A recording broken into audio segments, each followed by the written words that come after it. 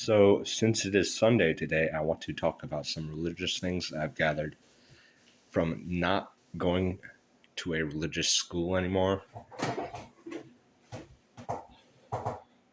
And it's basically a conglomeration of a lot of facts of this life on earth.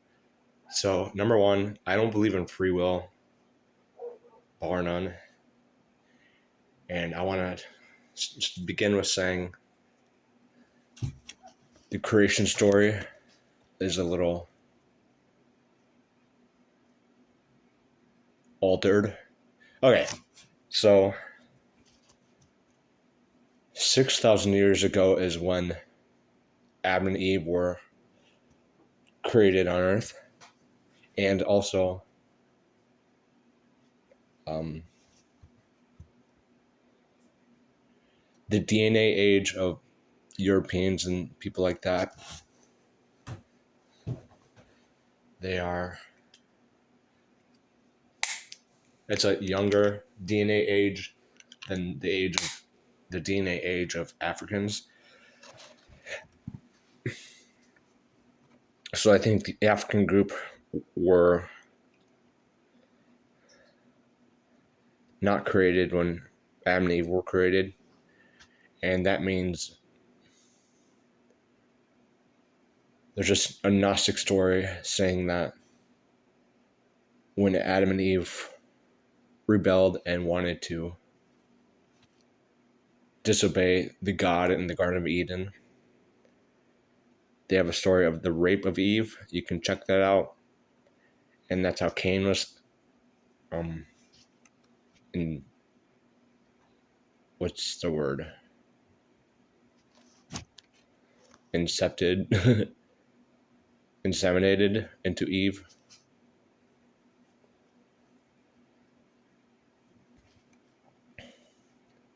And Cain was left to wander the desert after that.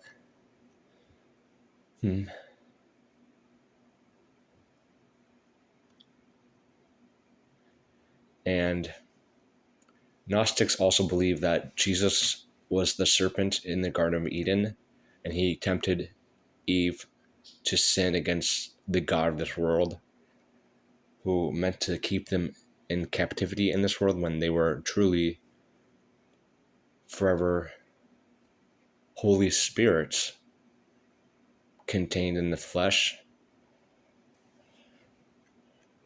in this world.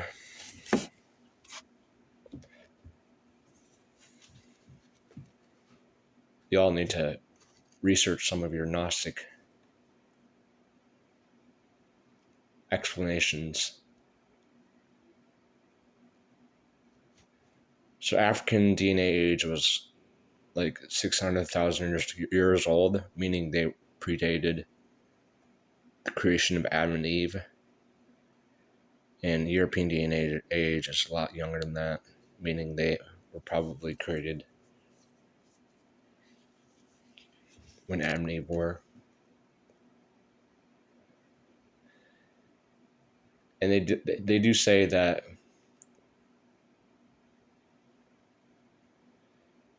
there's a earthly cycle, like 600,000 years, because everything isn't like a perfect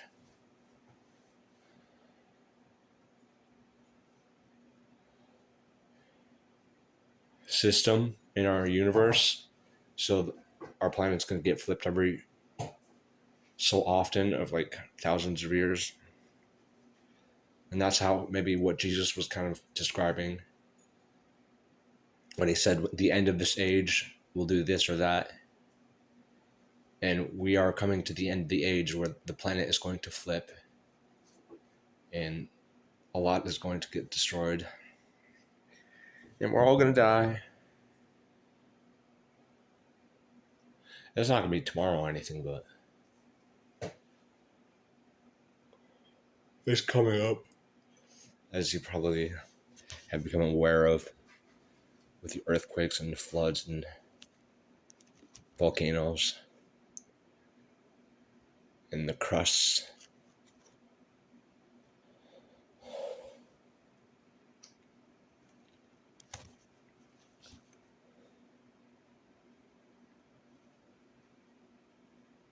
And I also want to point out, if Jesus was the serpent in the Garden of Eden, and he meant to essentially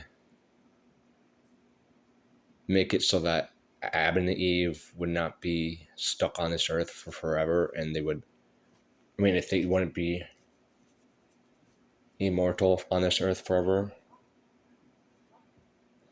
and he wanted them to die, essentially, to return to him, then Jesus essentially instigated all the following events on the earth after Eve fell into sin. And that meant the rape of Eve as well. Eve was raped after she fell into sin. So you may call that evil, but the way Jesus sees it is this whole dimension, this whole life on earth is already miserable.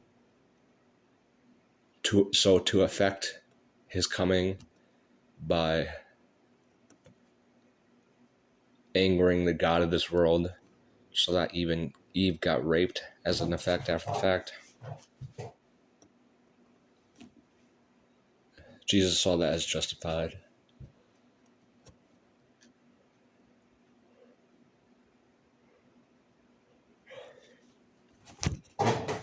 And that reminds me of my own story, of how I let myself break all the rules.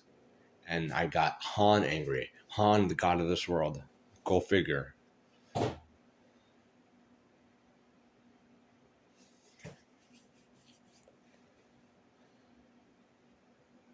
And what did he do? He raped all of my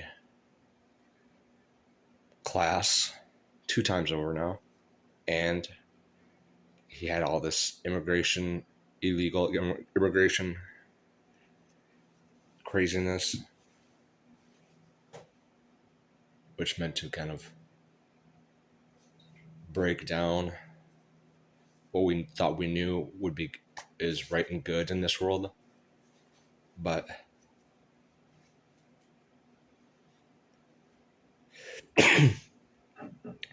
just like Jesus affecting the change of them leaving the Garden of Eden so that they would see that this world is not their own. I mean, this world isn't their home. Maybe that's why I'm highly esteemed in heaven, because I'm showing you guys that we're not meant to live in this world forever.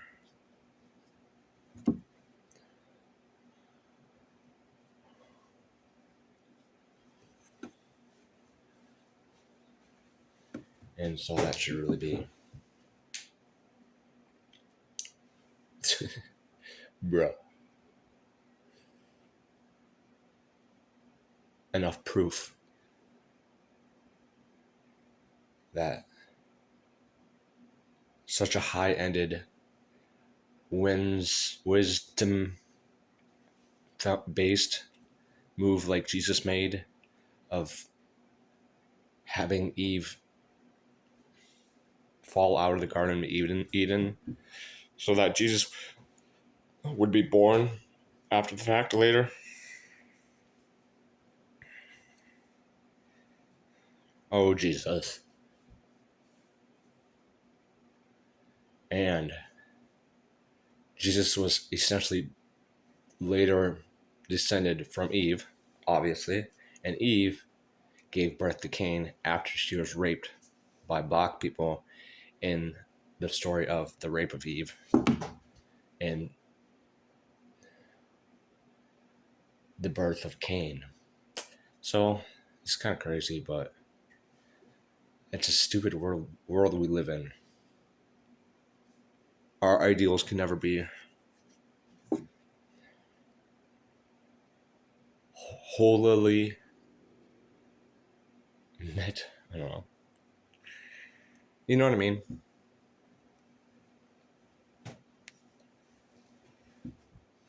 there's no control in this random deterministic world